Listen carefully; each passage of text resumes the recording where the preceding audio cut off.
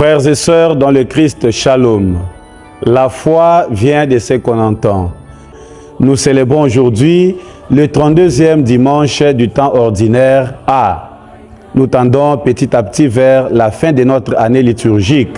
Et les textes qui nous sont proposés nous présentent déjà à la préparation de la rencontre avec le Messie, avec le Sauveur du monde qui vient pour nous racheter, qui vient pour nous enlever là où nous sommes dans le gouffre, qui vient pour nous redonner la vie encore à ceux qui sont morts. Voilà notre thème, le thème qui nous sera proposé pour notre partage, c'est la recherche de la sagesse.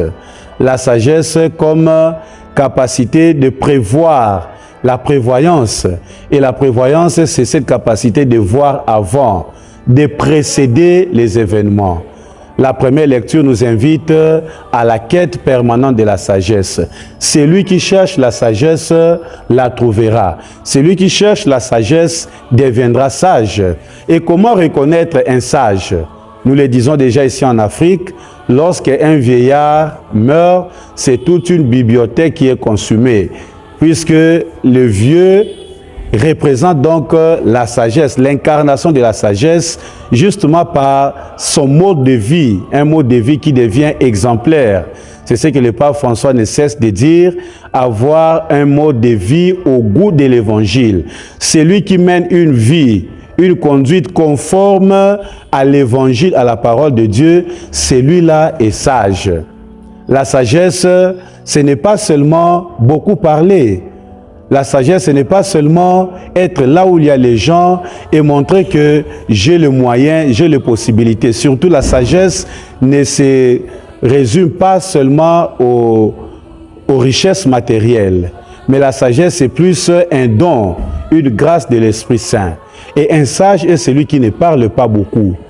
Les sages parlent peu, il écoute beaucoup. Et le sage est celui qui oriente pas seulement par la parole, mais aussi par sa vie. Comme le pape Paul VI le disait dans Évangile Nuntiandi, le monde d'aujourd'hui a besoin de témoins et non de professeurs, et non de maîtres qui enseignent, mais de témoins. Alors le sage est celui qui enseigne par son exemple de vie. La deuxième lecture nous invite à l'espérance. Nous qui croyons au Christ, nous devons espérer. Le pape Benoît XVI l'avait écrit dans son encyclique la foi sauve. La foi, l'espérance plutôt, l'espérance sauve. Spe salvi. Celui qui espère sera sauvé. L'espérance sauve, la foi aussi sauve. Notre espérance doit normalement être basée sur la résurrection. Le Christ reviendra et il nous donnera une nouvelle vie, une vie qui n'aura plus de mort.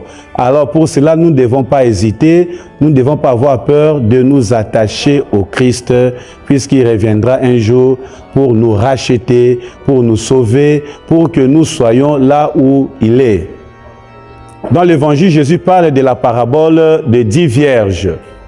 Et parmi les 10 vierges, 5 sont considérées comme stupides, insensées, et 5 autres sont considérés comme avisés, habiles ou sages. Les 5 qui sont considérés comme stupides, elles n'ont pas préparé l'huile pour attendre l'époux qui devrait venir. Et tard dans la nuit, l'époux est arrivé, il n'y avait pas l'huile dans leur lampe. Elles devraient recourir auprès des avisés. Les avisés, c'est-à-dire celles qui se sont préparées, celles qui ont été avisées, qui se disaient peut-être le maître tardera à venir. Voilà, nous devons garder quelque chose. La prévoyance, le fait de réfléchir, de penser. Donc, une pensée qui précède les événements. Tandis que les stupides vivent l'immédiateté, ne réfléchissent pas en avance. La prévoyance, c'est la planification. La prévoyance, c'est la prudence. La prévoyance, c'est se préparer. Un étudiant qui ne se prépare pas, qui ne prend pas le temps de préparer ses leçons, ne fera rien pendant l'examen. Il va échouer. Alors nous devons chaque jour nous préparer pour notre rencontre avec le Christ. Nos lampes doivent toujours être allumées. Cette lampe, c'est la lampe de la foi. Et cette foi qui doit être nourrie par la charité comme les bonnes œuvres. Donc, chers frères et sœurs, l'huile qui doit être mise dans la lampe, c'est justement notre foi, nos œuvres.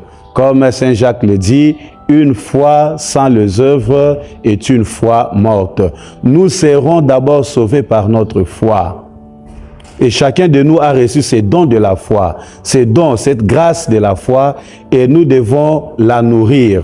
Nous devons prendre soin de ces dons que nous avons reçus de Dieu, pour que lorsqu'il reviendra, qu'il nous trouve prêts pour l'accueillir, qu'il ne nous trouve pas distraits, qui ne nous trouve pas en train de faire autre chose. Soyons prévoyants, soyons prudents et préparons-nous au quotidien pour que le Seigneur ne puisse pas nous dire « Je ne vous connais pas, allez loin de moi ». Que Dieu nous aide, qu'il nous bénisse surtout à chercher la sagesse dans notre vie et que sa bénédiction repose sur nous. Au nom du Père et du Fils et du Saint-Esprit. Amen. Bon dimanche à tous.